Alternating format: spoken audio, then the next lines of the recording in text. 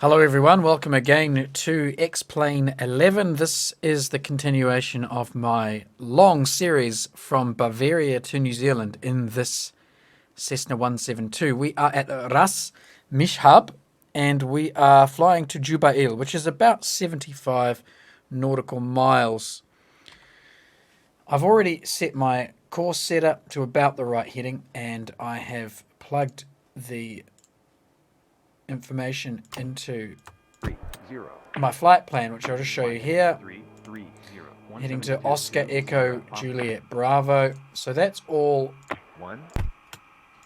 in already. And I'm now going to go through my start checks and get the airplane ready for takeoff. You can see that we've spawned on the threshold just on the runway here, and we've actually spawned at the wrong end of the runway for the wind. But this airfield here has no 3D objects, and there's no parking stands, there's no apron areas, it's just a runway. So we'll just take the spawn that we've been given, and hopefully as we move into some larger airfields we'll now start getting some better spawn locations. Let's go through the cockpit checks. Cockpit is secure, circuit breakers are in, magnetos are off, fuel pump is off, throttle is in the idle position, mixture is on the lean cut, beacon can go on, and nav lights will go on, battery can now just go on briefly, and the avionics will turn on. We're going to we've entered the flight plan into the GPS, but I do want to actually send a flight plan now via the in-game system. So Cessna 172 Skyhawk, Oscar Echo Juliet Bravo is our destination at 1,500. Let's file that. 1 Charlie Victor, descend and maintain flight level 180. Descend and maintain flight level 180. SJX Vision 1 Charlie Victor. Skyhawk 2 Sierra Papa. Just getting the altimeter, which is 2459, which is correct. It's interesting that we're using Kuwait International for this, even though we're not at Kuwait International. 2 Sierra Papa, Kuwait International, altimeter 2949. Kuwait International, altimeter 2949, Skyhawk 2 Sierra Papa. Good, that's that done. So now we'll check the flaps are up. Check where fuel is on both, and we have enough fuel, which we do before we go any further. The park brake I can confirm is in the on position, and we don't request start in Xplane 11 at this point. So avionics can go back off now, because we are very soon going to be starting the engine, and we don't want to do that with the radio in the on. So confirm again the brakes are on, make sure that happens, battery is on.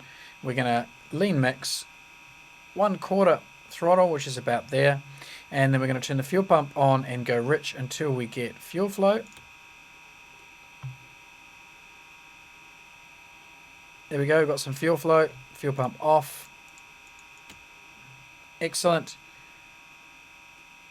Just check the prop area is clear, which it is, and we can now start the aircraft. There we go. Full rich mixture and bring it back to 1000 RPM for a sort of idle. Got to get that done nice and quickly here. Okay, now we can turn the alternator on as well. And we'll just sit here for a second or two just to keep an eye on the temps and pressures. We've got good oil pressure and our temps are up. And just waiting for the VAC to rise into the green. That's climbing. Okay, very good. We can now turn the avionics on. November, fly heading 070. Fly heading 070, 737 to 800. Right, we've set the altimeter. Heading indicator is set. Transponder will put on the standby, and I'm going to leave it on the default. Oh, hello, we've got 0700 as the frequency. That's interesting. And taxi light can go on. We'll keep the strobe on. Probably need that. And we'll do a quick mag check. Brakes are on. 1800 RPM for the mag check. Okay, listening for the change in engine tone. Yep, drop an RPM.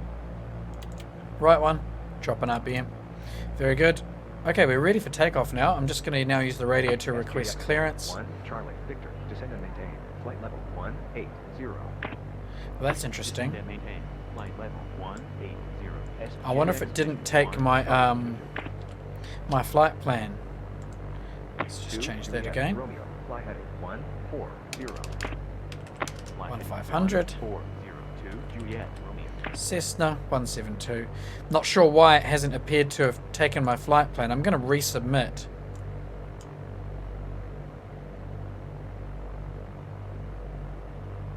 SJX Vision. Okay. 1 Charlie Victor, descend and maintain. Flight level 180. Descend and maintain. Flight level 180. SJX Vision 1 Charlie Victor. Skyhawk 2 Sierra Papa, Kuwait International, altimeter 2949. Kuwait International, altimeter 2949, Skyhawk 2, Sierra Papa. Good. Right, there's nothing we need to do now. Romeo, fly heading 1. We are ready for takeoff. The brakes can come away and we can get ourselves airborne. Juliet Romeo. 2 Juliet Romeo, fly heading 090.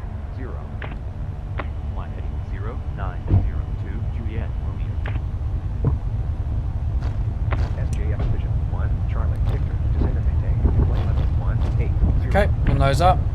Descend and maintain. Flight level And we're airborne, nice and easy. SJX Vision 1 Charlie Victor.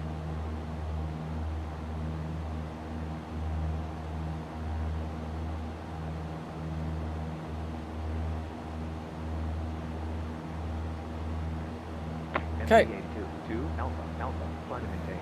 Flight level 360. Climb and maintain. Flight level 360. MD82 2 Alpha Alpha. Skyhawk 2 Sierra Papa, cleared IFR2 Jubail. Squawk 4700. 2000 Squawk 4700. SJX Vision 1 Charlie Victor, descend and maintain. Flight level 180. 700. Flight level There we go. SJX Vision And I've got to read back that transmission. Cleared IFR2, Jubail, as prime, maintain 2000, squawk 4700, Skyhawk 2, Sierra Papa. And we'll try and just roll out on our heading. Just overturned a fraction there, but Sierra no big drama. 140.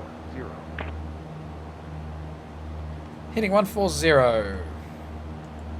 Flight heading 140, Skyhawk 2, Sierra Papa. Okay, we're going to climb to 1,500 and we're going to hold this. Okay, we're being told to hold 2,000 actually. So we're going to climb up to 2,000. We're just coming up on 1,000 now. 180 SJX Vision 1 Charlie Victor. SJX Vision 1 Charlie Victor, fly heading 330. Okay, that's about right. 1,000, Kuwait International, altimeter 29. Just trimming back on the elevator here. 330. Descend and maintain. Okay, taxi light now off. Kuwait International, altimeter 29. Confirm the flaps are in the up position. Vision 1 Charlie Victor. Still climbing now, 1,200. And our current track is 259 apparently, so I'm actually going to come left.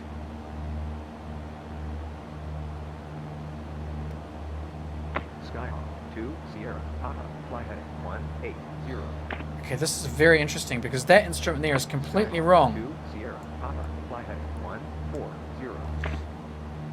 I'm actually flying 255 apparently, so I'm going to turn on to 140. I have no idea why that happened. 737 to 806, November, fly heading 350. Flight heading 350. 737 to 806. November. Flight heading 140, Skyhawk 2, Sierra Papa. Okay, 737 to weird. 800, uniform. It's the first time that's happened to me that my compass hasn't actually been aligned, and unfortunately for me, I don't have that as part of my startup checks to align my compass. So that's really strange. I need to add that. Resume navigation. Resume navigation. Thank you. 737 Ugh. to 806, November, fly heading 040. The computer cycles between the radio calls so fast you don't actually get the opportunity to respond November. and read back the transmission before it moves on to the next one. Skyhawk 2, Sierra Papa. Okay, that's 2,000 feet. I'm leveling off here. My track is 2 degrees right of what I want, so I'm just going to come 2 degrees left. And now we're going to put the autopilot on. Heading Juliet, Romeo, fly heading 140. and altitude. Flight heading 1402 Juliet Romeo. 737 to 800. 5 miles. Okay, good. Now I need to just check that we're bang on. Flight heading 260. Yep, everything's looking good here. Right. 2800. So 5 distance miles. to the objective is, or distance to my destination is 73.9 nautical miles. I'm going to bring the throttle back now, and we've got the coast off on the left here. So I'm going to have to add that to my pre-start checks now, is to align the compass, because every other time I've ever spawned in Xplane 11, they've always been automatically aligned, and I've never actually needed to go through the process of aligning that. But it seems like now, since the most recent update, we have to do the alignment of the compass. So I will add that to my checklist, and in future I will align that compass so that we don't have that little error after getting airborne. As you can see from the map here of my flight plan, whoops, and then back on track. So as we did in the previous flight, we were reading Johnnie Johnson's Wing Leader book. So I'm going to pick up that the chapter, which we're up to chapter 4 now, which is entitled Fighting Talk. We're going to start reading through for the next probably 50 nautical miles or so, and see how much progress we make. In the meantime, I'm going to mute the radio calls. I'm not actually going to mute them entirely. I'm just going to bring that slider right down. 3 X-ray, Sierra, fly heading 180. And I will just disable track IR, and we'll get reading. Now obviously I'm going to be talking over the top of those radio transmissions, so I might actually just bring those back a little bit further. Okie dokie. So picking up chapter 4 of Johnnie Johnson's Wing Leader. In the last chapter, he had just gone into hospital for operation on his shoulder, and this was in the middle of or the mid-late summer 1940. When I returned to the squadron in December, the golden autumn had given way to the grey shroud which cloaks our island during the winter months. The weather had closed in, and with it, the daylight offensive of the Luftwaffe had come to a complete standstill. But the enemy air force was far from being defeated, as the strength of their formations and their subsequent campaigns bear witness. Rather had they been held by the RAF and prevented from gaining their immediate objective of air superiority over southern England, the essential prelude to a successful Nazi invasion. The margin by which they had been held was a very slender one, and at one time the elimination of fighter command as an effective force had been more than a possibility. That the command survived this crucial period was not only due to the superior fighting qualities of our pilots, but also to gross errors of strategy and tactics by the Germans. That's an interesting comment. Superior fighting qualities of our pilots. It was interesting to watch the well-known German rigidity of mind at work in their approach to the battle with the RAF. Their plan against the Polish Air Force had been gloriously successful. So why, with a few modifications here and there to allow for the greater strength of the RAF, should such a plan not succeed equally brilliantly against us? Thus we saw the Luftwaffe switch from one target system to another over a given period, apparently regardless of the success or otherwise of the attacks. Finally, at the insistence of Hitler himself, the attack was switched to London, thereby affording fighter command the respite it so desperately needed, and which it was unable at the time to get for itself. From then on, the outcome was no longer in doubt. Undoubtedly, the Germans had failed to appreciate the effort needed to knock out a well-trained and scientifically backed air force. They also failed to allow for the recuperative powers of the RAF. Undoubtedly, too, had the Luftwaffe persisted with attacks against our airfields in southern England, the result would have been different. But it is not my intention to analyse the Battle of Britain in all its phases. This has already been done, and by abler pens than mine. To us fighter pilots, this period is full of interest from a tactical point of view, because the tactics developed by both sides formed the basis upon which our air battles were fought for the remainder of the war. It is worth examining these tactics and some of the differing opinions held by those in authority at the time, since they form an essential background to the rest of the story. The Luftwaffe possessed some excellent aeroplanes, and the Messerschmitt 190E had a higher ceiling and better guns than either the Spitfire or the Hurricane. The enemy fighter carried either 4 machine guns or 2 machine guns and 2 cannon. The latter compared very favourably with our 8 Browning machine guns. The 109F, which was soon to make its appearance over England, had 1 cannon, which was centrally mounted and fired through the hub of the air screw, and later versions of this splendid fighter had 3 cannon. During the fighting over Dunkirk, our pilots found that their Spitfires had slight margins of speed and climb over the 109E, but most of these fights took place below 20,000 feet, and later, when we had to fight well above this height, it was soon discovered that the enemy fighter was decidedly superior because its supercharger was designed to operate more efficiently at higher altitudes. When the Messerschmitt took evasive action by half rolling and diving vertically for the deck, we found that we couldn't stay with it in this manoeuvre. Certainly the Spitfire was more manoeuvrable, but manoeuvring does not win air battles, and tight turns are more of a defensive than an offensive tactic.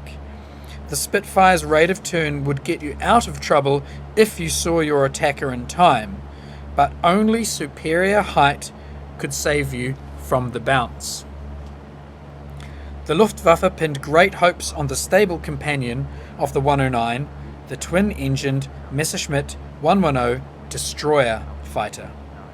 It had a greater range than the 109 and was accordingly often employed as a close escort to the bomber formations. It carried a formidable number of cannon, but it could not hold its own against either the Spitfire or the Hurricane.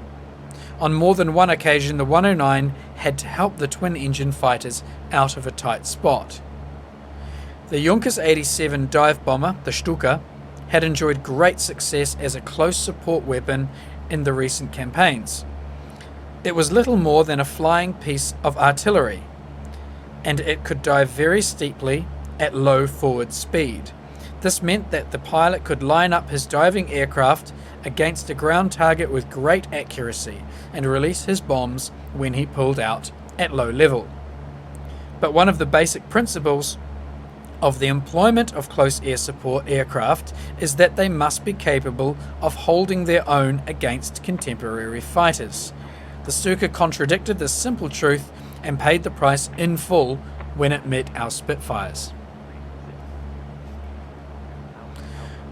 Of the 3 types of enemy bombers, the Heinkel 111, the Dornier 17, and the Junkers 88, the last named was superior to the other 2 and quite the most difficult to bring down. It had a high top speed, and when it dived with wide open throttles, our Spitfires could not catch it. Morale was high in the Luftwaffe. Their young fighter leaders had fought in the Spanish Civil War and had then blazed their way across half of Europe. Their fighter tactics were more advanced than ours, and they were highly critical of our tight fighter formations. Before the war, our own fighter squadrons, together with those of our other countries, flew in compact formations built up from tight elements of 3 aeroplanes. Such formations were ideal for spectacular flypasts, and although every fighter pilot must be able to formate closely on his leader to climb through cloud, this close style was to be of little value in the great air battles. In Spain, The German fighter pilots soon realized that the speed of their 109s made close formations impractical for combat. The large turning circle of the curving fighters dictated that a loose pattern was the only method in which individual pilots could hold their position in the turn and keep a sharp lookout at the same time. The high closing speeds, especially from head-on positions, made it essential to pick out and identify enemy aircraft as soon as possible, so that the leader could work his way into a good attacking position. The simple requirement was for a loose, open type of combat formation with the various aeroplanes flying at separated heights, which would permit individual pilots to cover each other and search a greater area of the sky than before.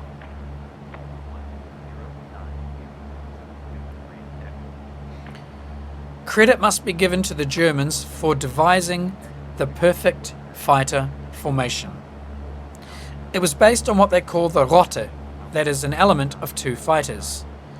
Some 200 yards separated a pair of fighters, and the main responsibility of the number 2 or the wingman was to guard his leader from a quarter or an astern attack.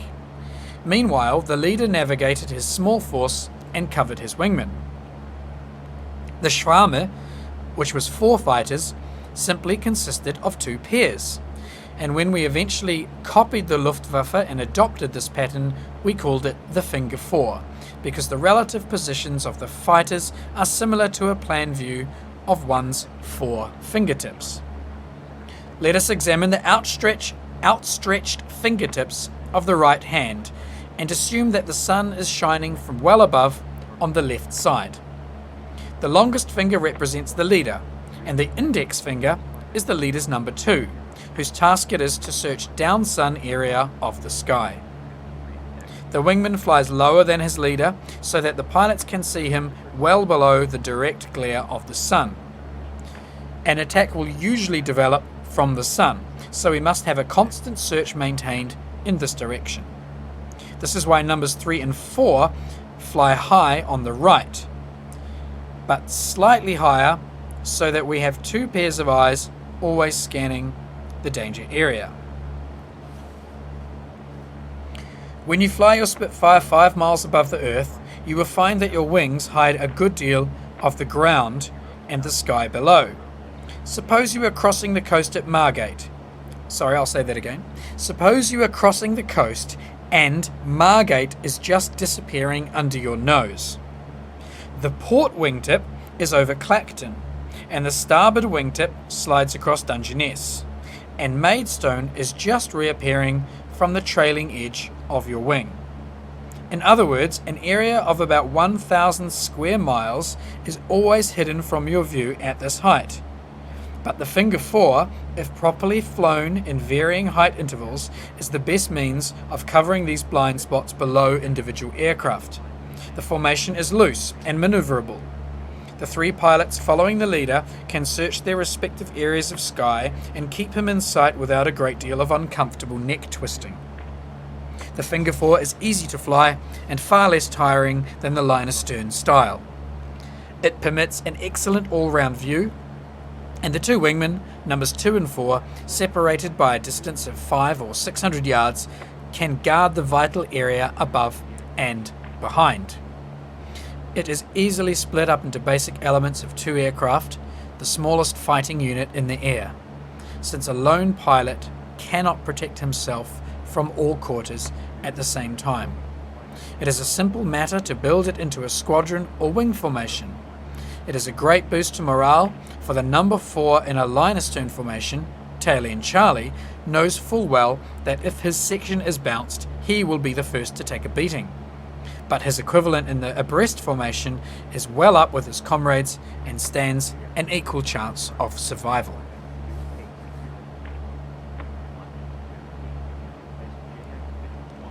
Some critics of the Finger 4 have claimed that frequent turns made it difficult for the 2 wingmen to hold their flanking positions. But our pilots simply slipped into line astern position behind their leaders during tight turns and combat maneuvers. We found this criticism to be unjustified, and it is an interesting fact that towards the end of the war, the Finger 4 was flown by fighter aircraft throughout the world. It has survived the test of time and the jet age, for it was used by both Sabre-jets and MiG-15s during the near-sonic fighting over Korea. Today, supersonic fighters carry out their operational training at speeds of over 1,000 miles per hour in this well-proved fashion. Okay, we're just going to take a short break there from reading to check the T's and P's. Fuel check, everything's in the green over here. We are about 4 degrees off track. We could probably come left onto 140, but I'm not going to bother doing that with the main control column. I'm just going to let the autopilot bring me left on the 142. I'll come left a fraction more on to 140.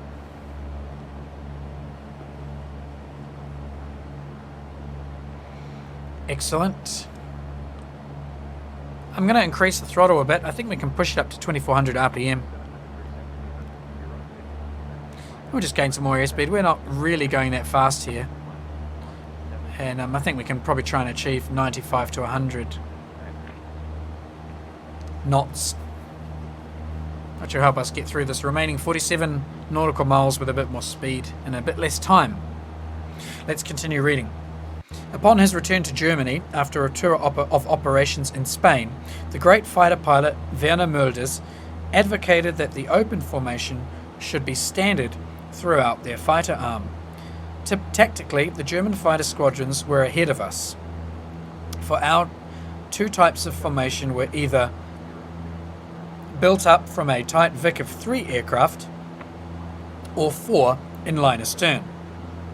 The Vic of 3 had little to recommend it and was an unfortunate legacy of peacetime flying, for the two wingmen had all their work cut out to stay near their leader and had little time to watch the sky.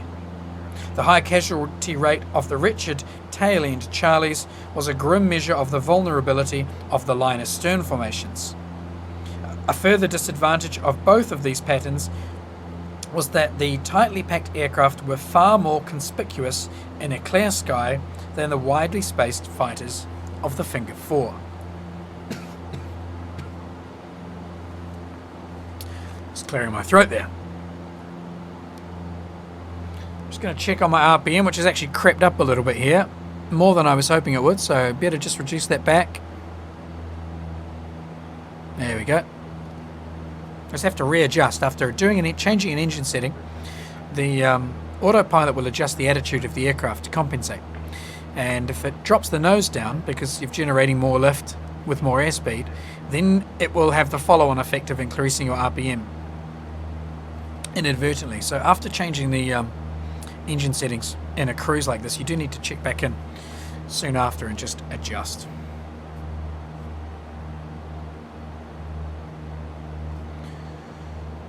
So back to formations. Some of our squadrons provided 2 weavers in an attempt to guard themselves from the bounce. These weavers flew above the squadron and continually weaved and crisscrossed.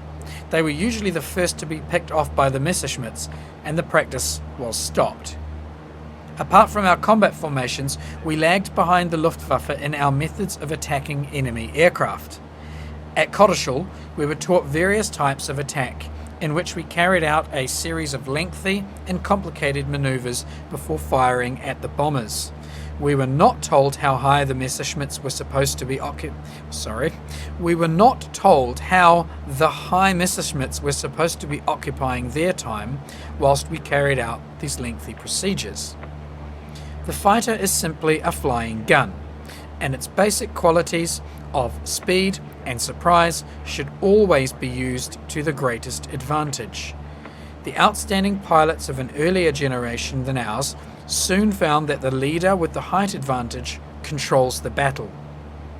With the height, the fighter leader can use the sun or the cloud cover to best tactical advantage.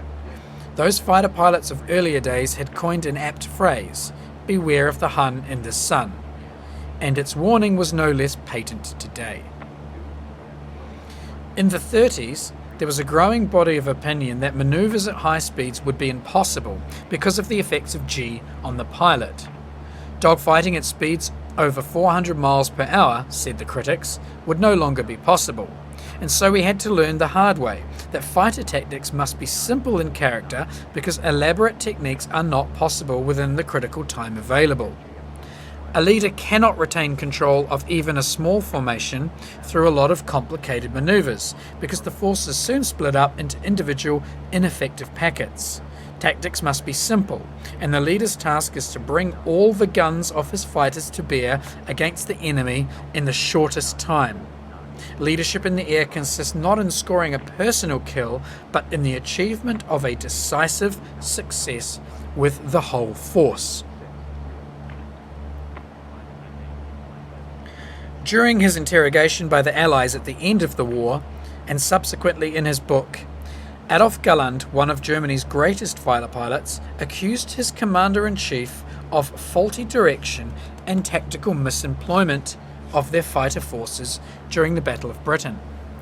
Galland asserts that Göring cut down the offensive power of his fighter squadrons by ordering them to act in an escort role and not permitting them to leave the bombers even when they could see Spitfires and Hurricanes maneuvering for attack. Before examining the validity of Galland's claims, it is necessary to know something of the theory of bomber support and escort fighters. The bomber is the true instrument of air power, and the fighter, when used offensively to assist the bomber, is merely a means to an end. In any fight for domination of the air, it is the bomber assisted by the fighter which will decide the issue.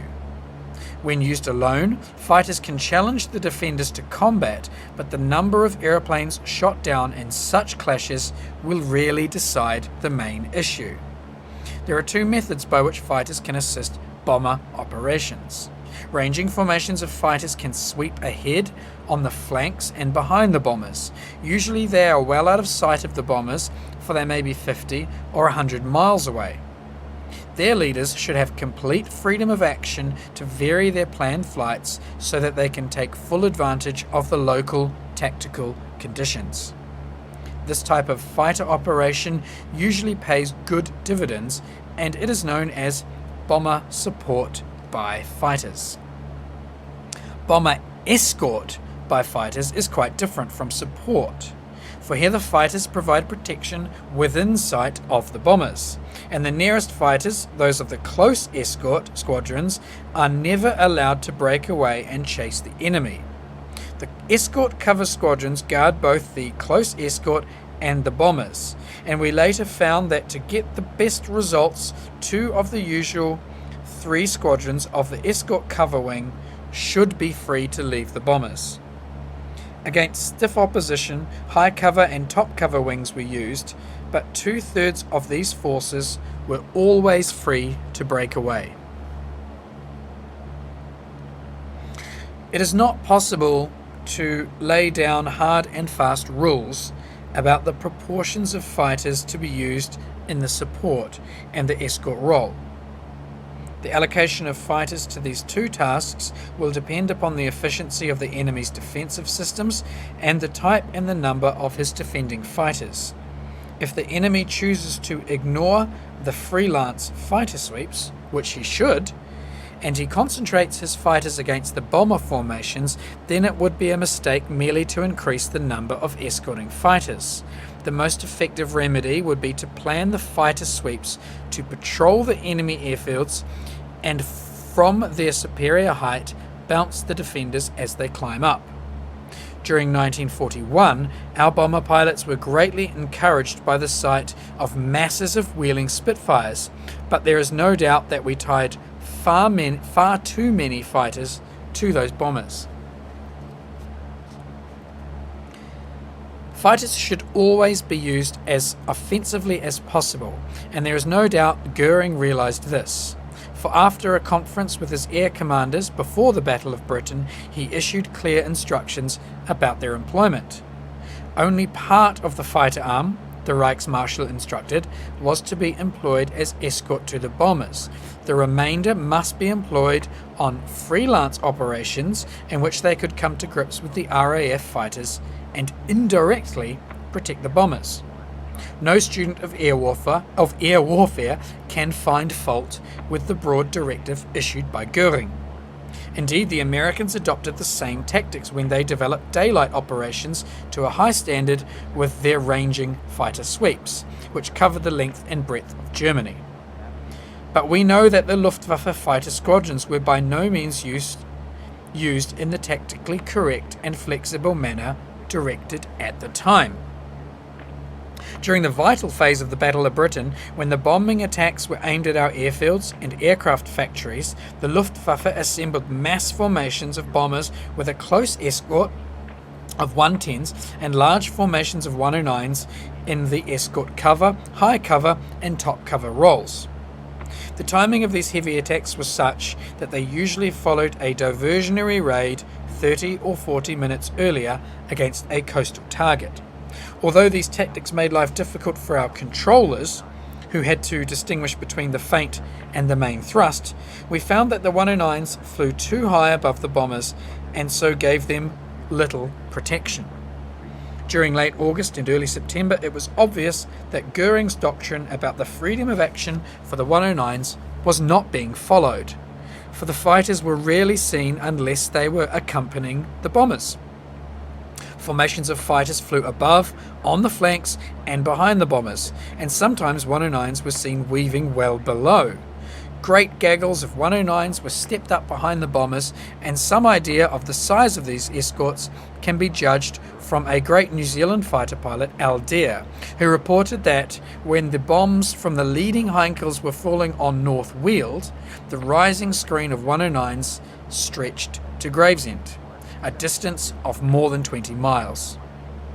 These were poor tactics, for the lengthy assemblies of these unwieldy formations over the Pas-de-Calais gave our radar ample warning of the approach of large raids.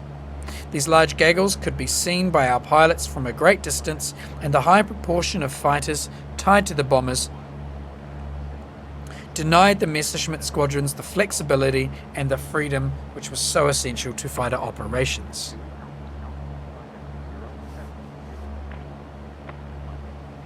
I've noticed my RPM has dropped right back down again. Somewhere in here is the sweet spot. Let's try that. After the war, Gallen told us that because of heavy Stuka losses, the bomber pilots had complained to Goering about the failure of their fighters to provide reasonable protection, and that the Reichsmarschall issued different instructions from those he had already given. When the fighter leaders objected and pointed out the difficulties of escorting the relatively slow bombers, and that the poor flying of the bomber pilots resulted in straggling formations which were impossible to protect, Goering ordered them to cease weaving and to fly straight and level close to the bombers. Gallen bluntly pointed out that it was quite impossible for the 109s to operate effectively at the speed and height of the bombers. When Goering sarcastically asked him just what he would like to have as an ideal fighter, Galland retorted, "Give me a squadron of Spitfires." The remark was to become legendary in the Luftwaffe. In early September, the enemy abandoned his attacks against our airfields, which had met with a great deal of success, and concentrated his attention on London. For the second time in this comparatively short campaign, the Germans had demonstrated that same lack of single-mindedness, that failure to maintain the aim, which caused them to abandon earlier on the attacks against our radar sites. These daylight attacks against London were marked by a change in the tactics used by both enemy fighters and bombers. The bombers penetrated on a wider front in numbers which varied between 20 and 40. A similar number of 110s provided close escort, and large flocks of 109s wheeled above and on the flanks of the bombers. These formations were sent across in 2 or 3 waves, and some attacks lasted up to an hour. Other gaggles of 109s made high diversionary raids ahead of the bombers in an attempt to draw off our fighters, but it was apparent that the greater proportion of 109s were flying in the escort role.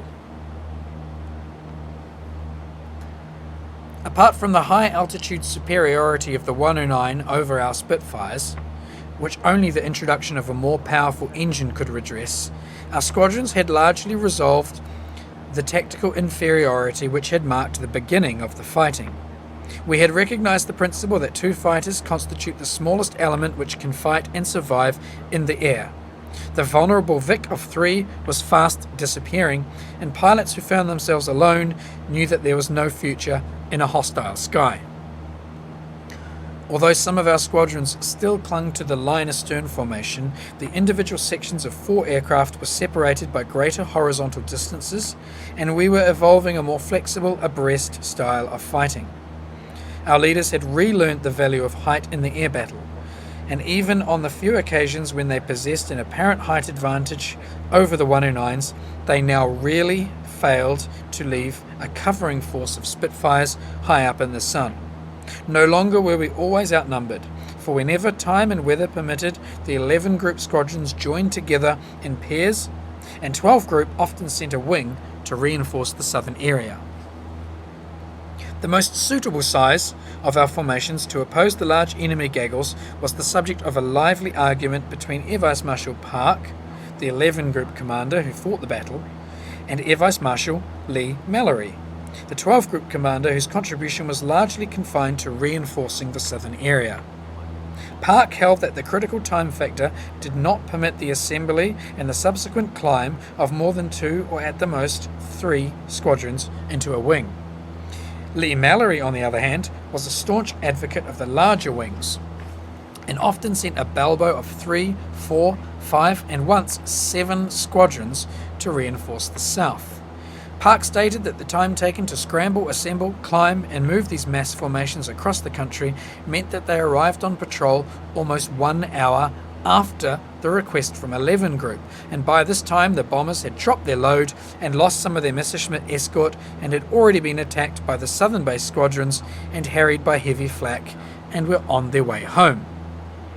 This difference of opinion was, of course, not confined to the group commanders, for Lee Mallory was merely supporting the tactical view of his fighter leaders, which were not, in this case, unanimously supported by the 11 group leaders. Okay, I've just noticed that I need to probably check in with my tower for approach into Jubail, so I'm going to read back my last transmission here.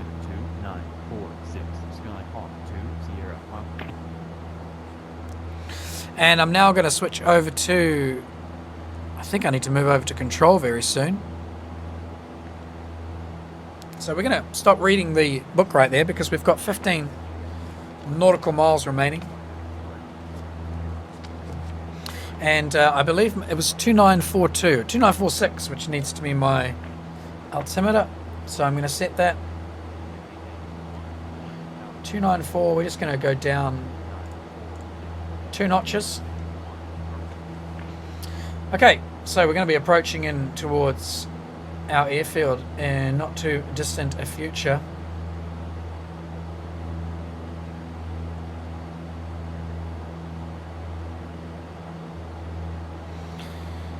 And very soon I'm going to be switching to the new radio as well.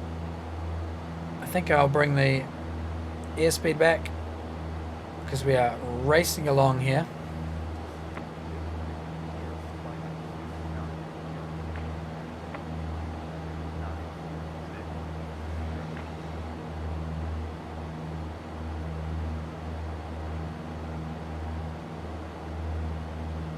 Distance is 13 nautical miles, so we should be able to see the airfield sooner or later. It's basically directly in front of me somewhere. Let's try the old super zoom that we have in Xplane.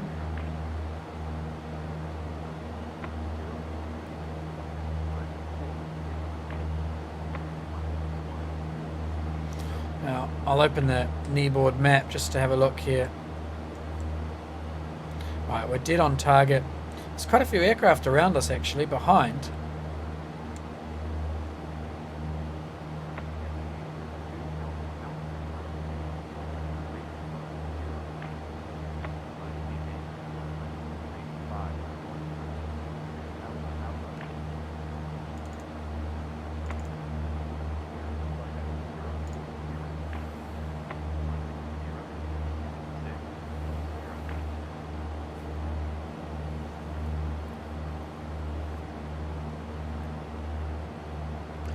10 miles out.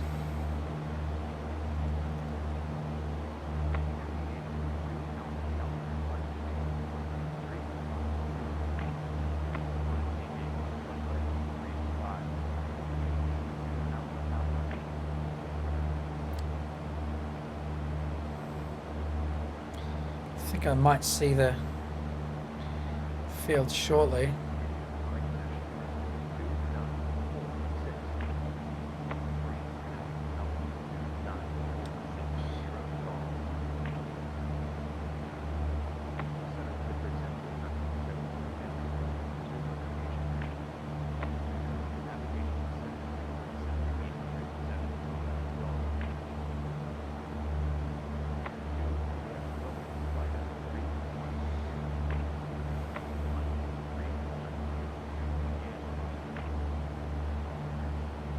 Okay, I need to count a couple of degrees left.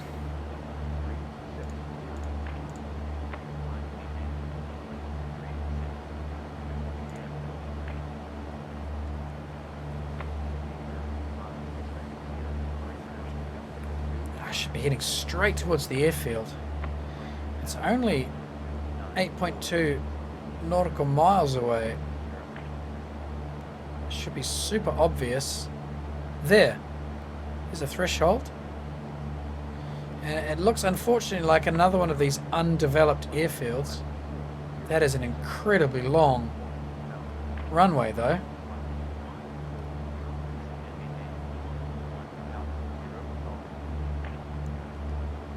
So 1205.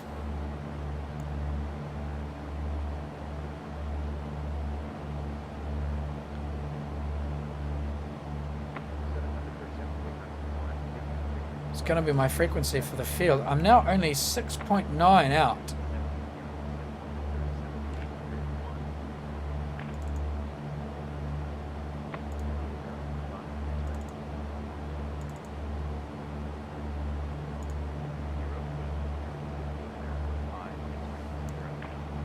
I'm actually surprised we haven't been given a instruction to change over to the airfield.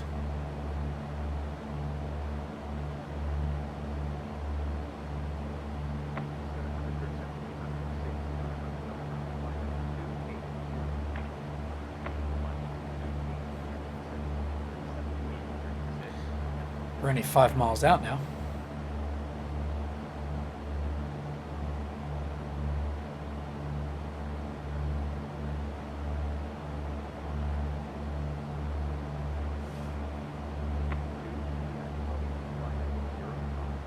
Okay, reduce throttle again.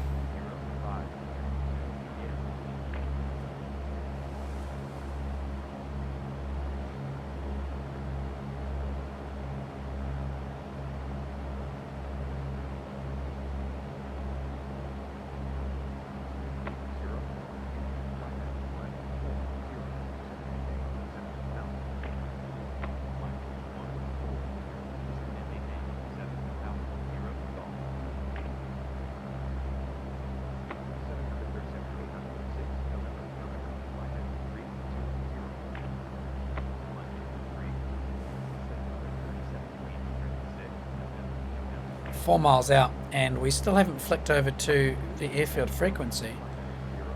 I'm a bit concerned about this.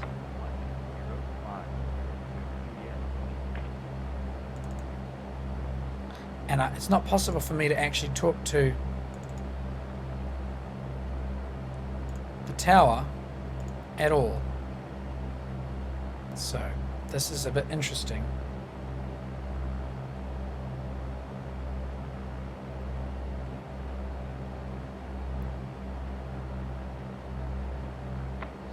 Here we go.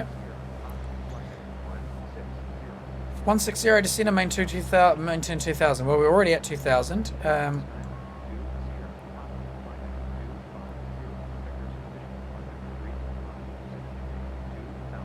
Okay, fly heading 250 now. 250.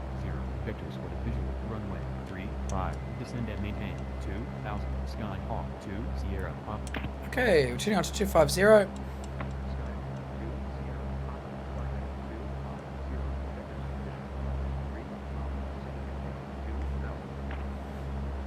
Yep, read back. Flight Victor Square visual runway 35. Descend and maintain 2000 Skyhawk 2 Sierra. Descend and maintain 2000. Well, I was at 2000 already, which is a bit interesting. So we can hit on 250 now. So it's just taking us away from the field. It's about 250 there. Oh, we'll come around a bit more to the right.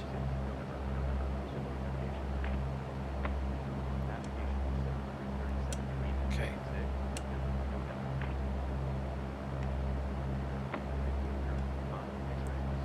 Okay, climbing up almost on altitude again. So the field's behind me. We're now being pushed away from it. I guess we're going to get given a left turn because we're going to land on 3.5.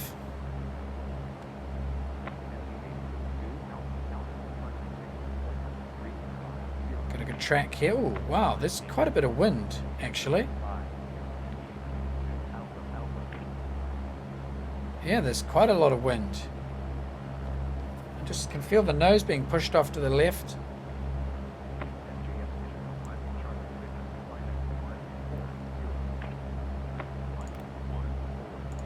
Actually, no, I don't want that. I'm going to fly this visually and move the marker around. If we want to use the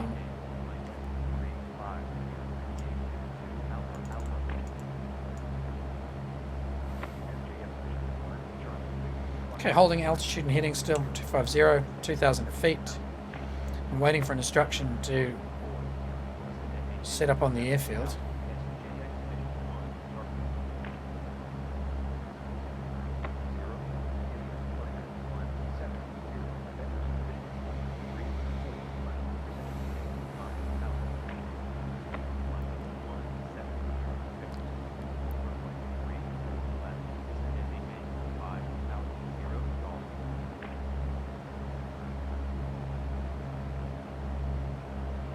Five miles away from the airfield again now. 250, 2000.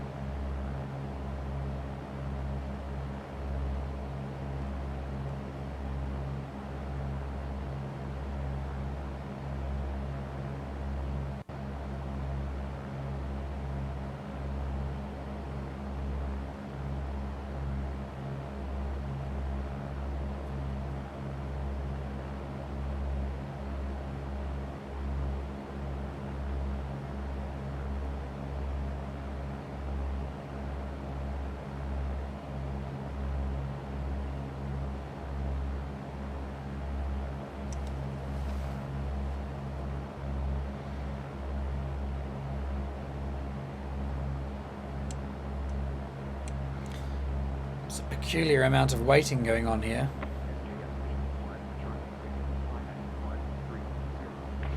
I'm now almost 7.1 nautical miles away from the airfield now, and I still haven't been given an instruction to change frequencies.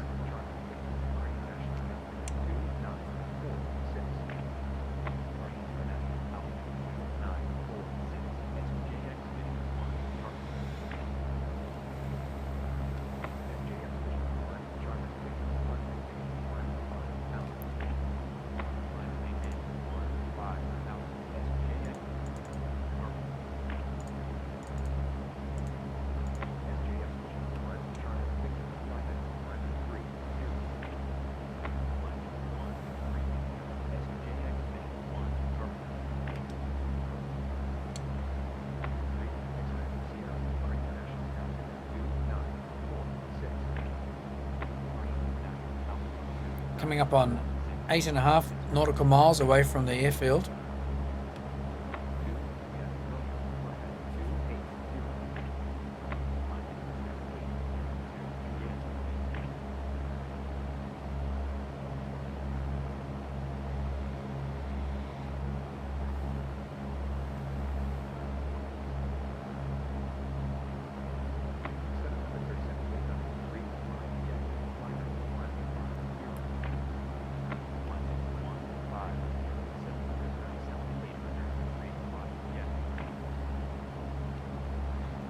9 nautical miles.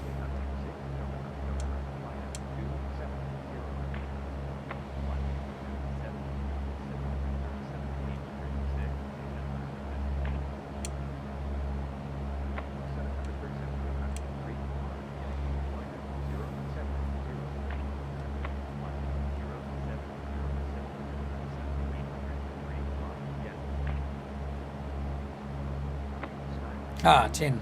Flighting 160, descend 2000. Flight heading 160. Descend and maintain 2000. Skyhawk 2 Sierra Papa. Quick turn here onto 160.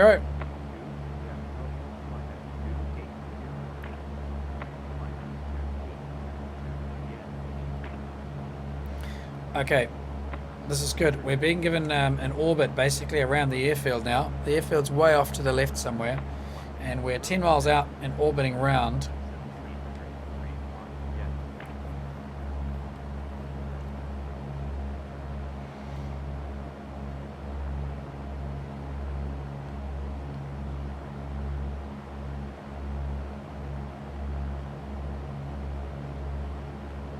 That would make us turn left soon, and then we'll turn left again.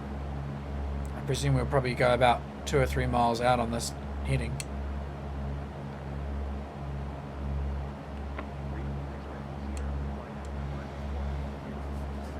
Okay. Let's move that around to 160 and set that for heading at altitude.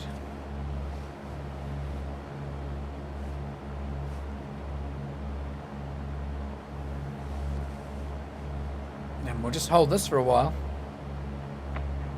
flying on the autopilot.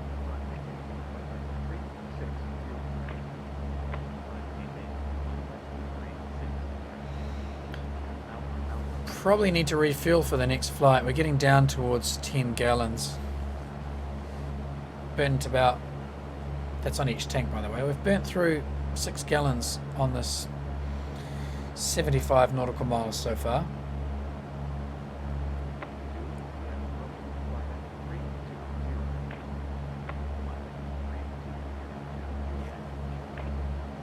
Let's have a quick look at the map, see what we've done. There's the dog leg. And we're now flying parallel to the 160 runway. So it's 17. And I think we're going to end up about here somewhere, and then we'll turn left, and then we'll turn back in a square pattern effectively. Should be a airliner up there somewhere. Don't see it.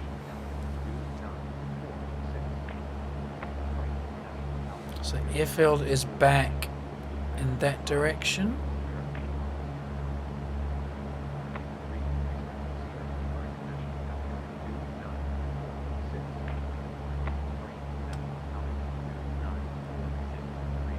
Is that it over there perhaps? No idea.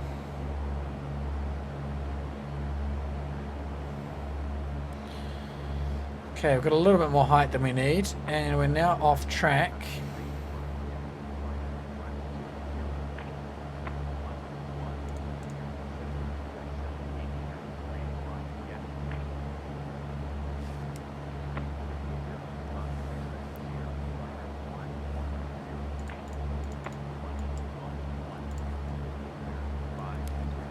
Coming back onto 1.6 now.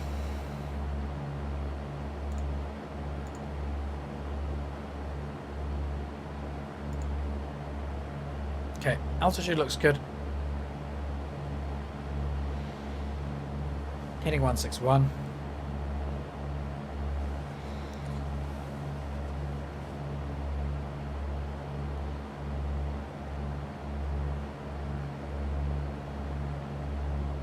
Yeah, I think it's time to turn us left. Traffic. So I can do the left leg. It's going to be a 10 nautical mile long leg, so it's not going to be quick.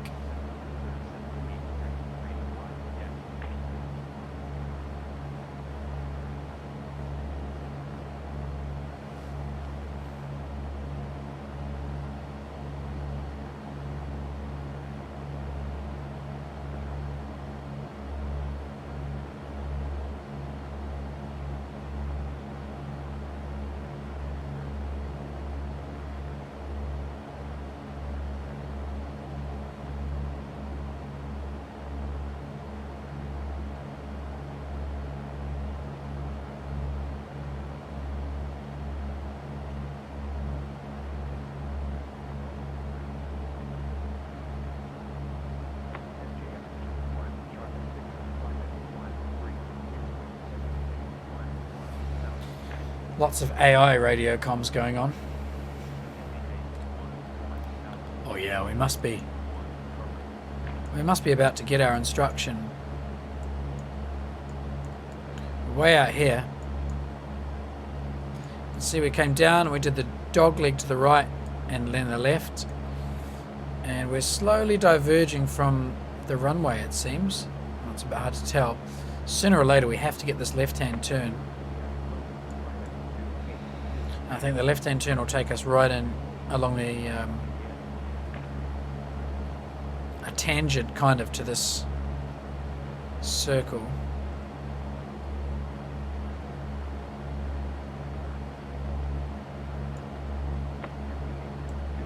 A lot of aircraft about.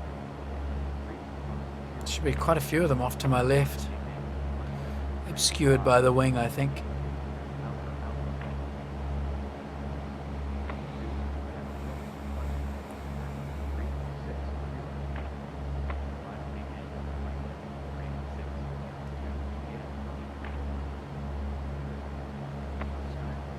Here we go. Fly heading 070. Good. Read back. Flight heading 070, Skyhawk 2, Sierra Papa. Okay, turning on 07.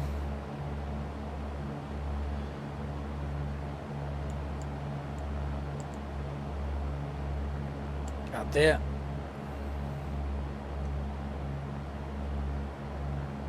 Okay, that's 075.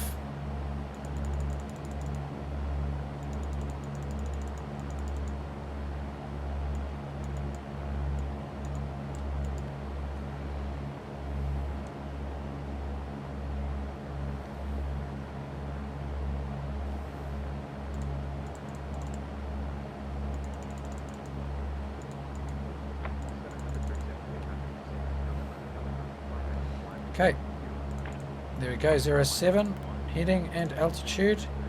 Let's hold that. I gained a bit of height there, but it's only 100 feet or so. What I'll do is I will lose that actually.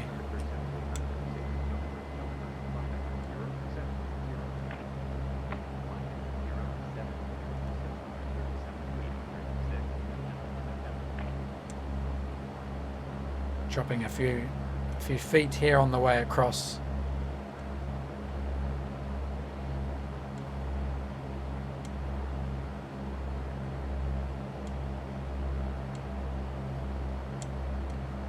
This aircraft is refusing to descend. Here we go.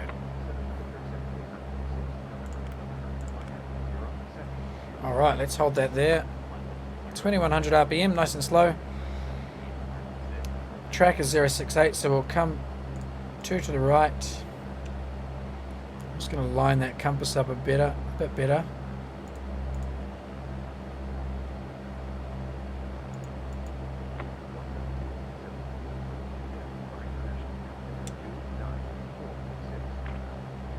Now it says we're on 074, so it's not quite right.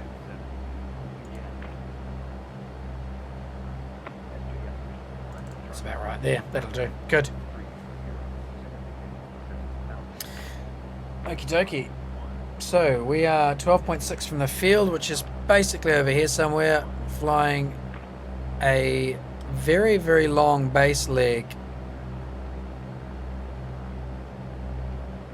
And then we'll get the left turn in on final. Let's have a look at the map here. You can see here we've done this big square shape.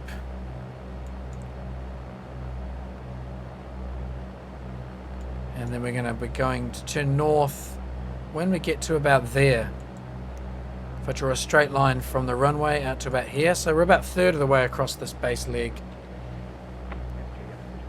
Okay, we need some more airspeed, because the nose is being pulled up by the autopilot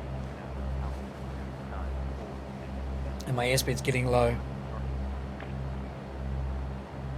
Autopilot is trying to keep me flying level, and it's unable to adjust the engine, the throttle, so it's doing it with the attitude only. It's a bit dangerous if you let the autopilot do that without checking your engine, because it will keep just pulling the nose up and pulling the nose up, and you will get slower and slower, and then it will compensate more and more and more, and you can actually get yourself into a stall situation purely on the basis of the autopilot trying to maintain level flight. So you do need to check that throttle, make sure you're keeping it in the green range, that you've got enough power to maintain the attitude that the autopilot is trying to force.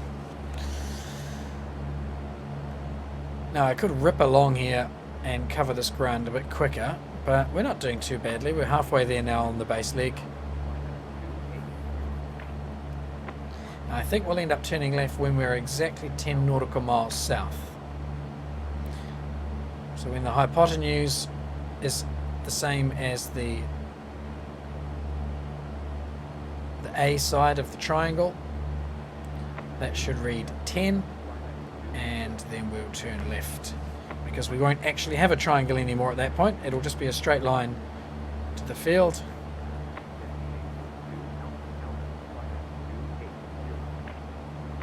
Got 737 over here. What height's here? 34,000 feet. Way up there someplace. Stupid airfoil's in the way. I'm not a fan of overwing aircraft generally. I don't like the restricted upward view, although the downward view is obviously far, far, far superior, which I guess for doing general aviation, particularly a lot of airfield circuit work, and having the upper wing actually does afford you this downward visibility, which is quite important. But when you're doing this longer range stuff with aircraft that are flying above you, it's nice if you can see up there.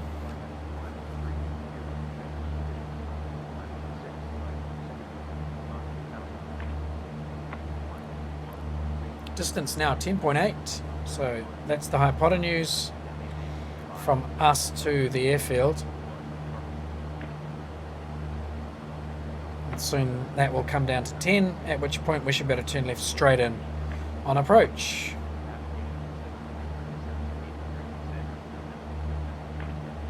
Well, this guy up here's done a nice curve. Nice bit of flying.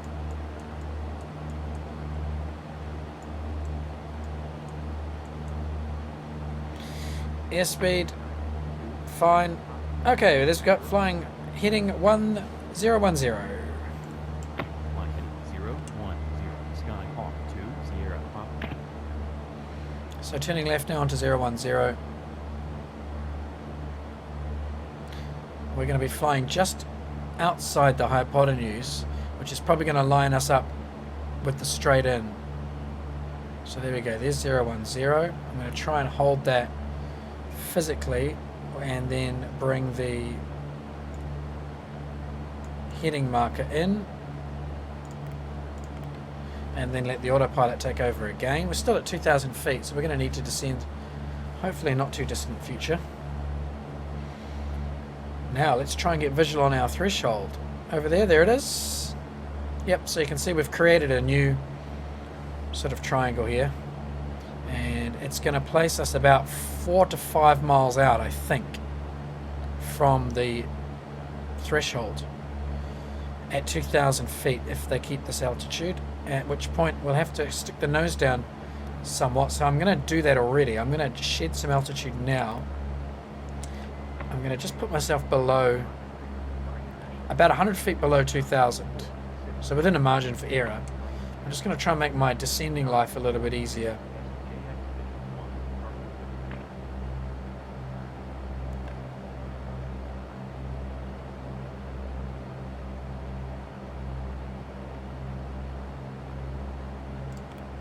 Okay, that'll do.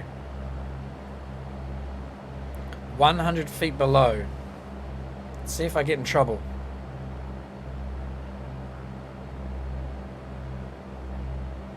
And my airspeed is slow. I'm going to give it about 2100 RPM.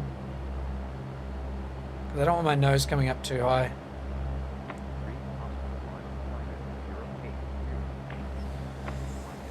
Super.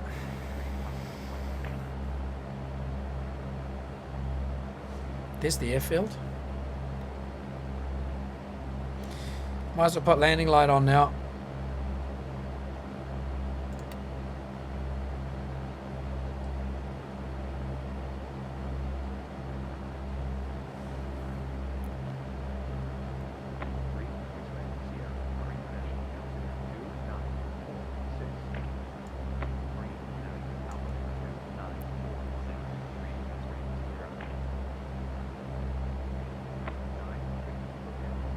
We're going to get a left turn very shortly. We're almost lined up with that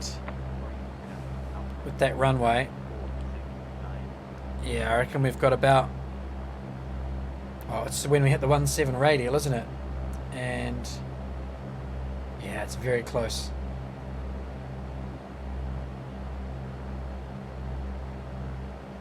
Okay, start preparing for the left turn. I'm happy with my...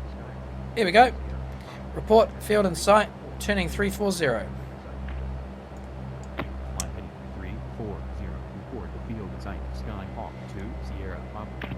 Okay, Skyhawk 2, Sierra Papa. I've got the field in sight, so I'm going to transmit.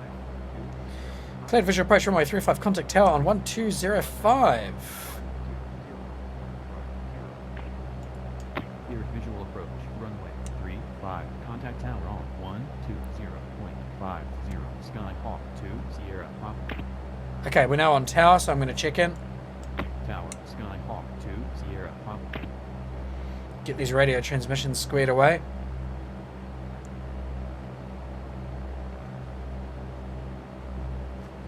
And we might as well get the altimeter. 2946, which we're on, so that's fine. Marine International. Altimeter 2946. Skyhawk 2, Sierra Okay, what have we got for lights? I'm a little bit high, so I just want to trim the nose down a fraction more.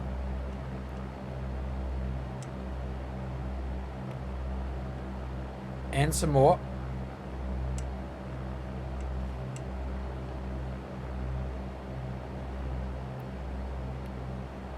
Okay, we're still too high. And some more.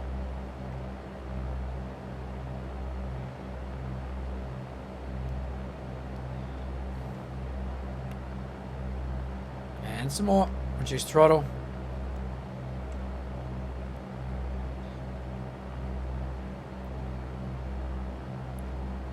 You can see I'm just cocked off to the right a bit. We've got a small headwind. Sorry, a small crosswind. But it's mostly headwind component. There's a small bit of crosswind here.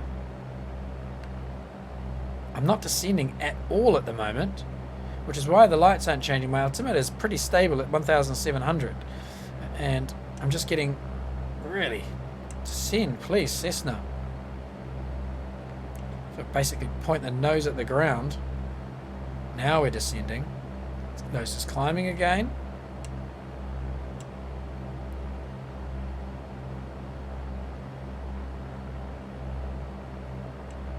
RPM keeps coming up as the nose drops.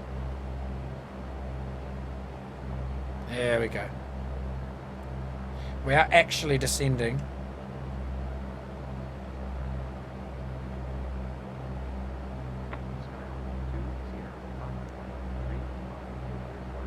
Clear to land. Excellent. Runway 35. Skyhawk 2, Sierra Papa. Okay, I need to get this airspeed off now because I want to lower the flaps. 80. Landing lights on. Brakes are off. Flap first notch. Push that nose forward. Here comes the airspeed. Coming up on 1,000 feet. Second flap. Pushing the nose forward.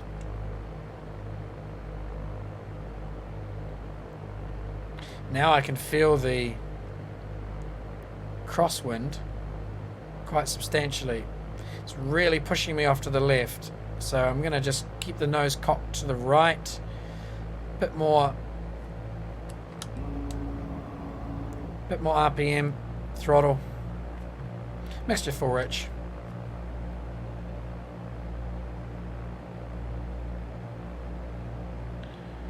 Good. Settling in for a nice approach here. We're a bit high, but this is much shallower than my usual very high approaches. I've got 4 white lights telling me that I'm too high. If I drop the nose, I may be able to get the red and white mix. Coming up 500 feet now. And you can see how much right attitude I've got. The runway's basically on that line there. My aircraft's heading on that line there. That's due to the crosswind. There we go. I'm now on the approach path that I want. Nose up and a bit of power. So shallow. It really feels weird. It feels like I'm just about to land here. And now I've dropped below. Oh, just really not comfortable with low, flat approaches. Just gives me the heebie-jeebies. 300. There's the good of glide approach again. I can throttle back. I'm just going to hold this. We'll be fine because I'm basically managing this visually anyway. Airspeed's okay on 60. Flaps are fully down. Just making sure that brake really is off. Okay, I'm a touch low. I've got 3 reds and 1 white. There we go. Bang on slope now. And you can see the windsock there. That's that crosswind we were talking about. Okay, a bit high here, coming over the threshold. Nothing too dramatic. We'll keep cocked over to the right until we need to bring the nose left at the last second with the rudder. Nice approach speed. I'll just draw this out. There's no need to get this thing down early because we've got plenty of runway here. Okay, and there comes the airspeed. Left rudder, and let's do it now. Left rudder.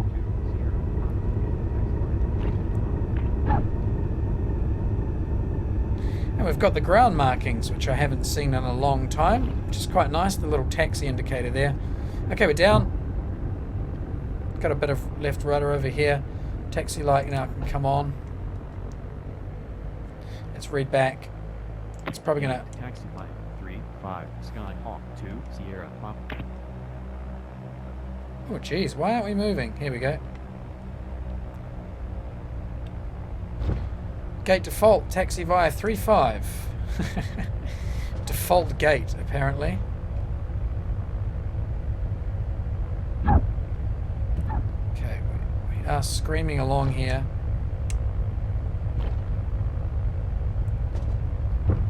And we'll get the flaps up now. Now that we're taxiing on the ground, there's no need to have those down still. And I just got to be careful I don't get airborne again here, because we are racing along here at 40, 50 knots ground speed. That's quick enough to get this aircraft off the ground again, just about. It's just taxiing me right to the end of this runway. And I suspect the reason they're doing that is because there are no parking stands here. Yep, that's exactly what's about to happen. We're going to be taxiing right to this end of the line here, and then I'm going to get a new message telling me that I've misbehaved. Yep.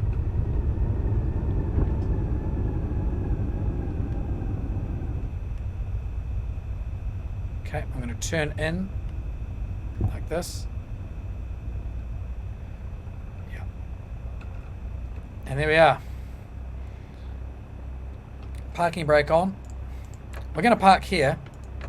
And the reason I'm parking here is because of Xplane 11, not because I think you should park here.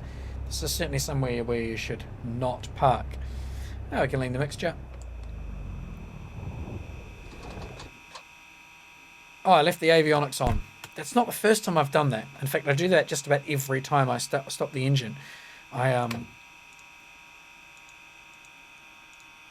leave the avionics on, and I've got to get out of the habit of doing that. It's a very naughty thing.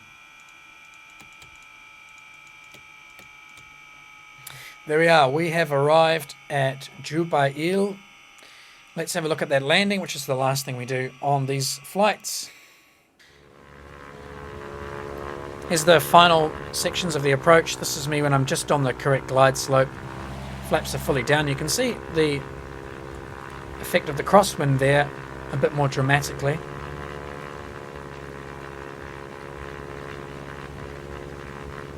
Now, I don't think this was a particularly fantastic landing. I think it was a bit lumpy, and I think I had the left gear down a bit early. We weren't quite level when I put the gear down. You can see bang on approach height there. And I'll keep us lined up like this so we can see the angle of the aircraft relative to the runway.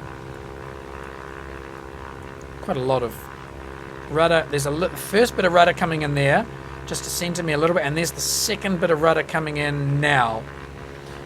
And I'm a bit better lined up, still with a bit of height, but I'm just flying it down the runway here.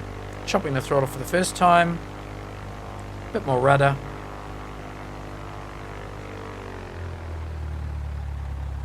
Actually, that wasn't too bad. There's the problem there. The right wheel just lifted off because I gave it a bit of left rudder to try and stabilize the aircraft, because I'd got it on the ground and I wanted to line up a bit better, and the right wheel actually just lifted off. So that was a bit dangerous.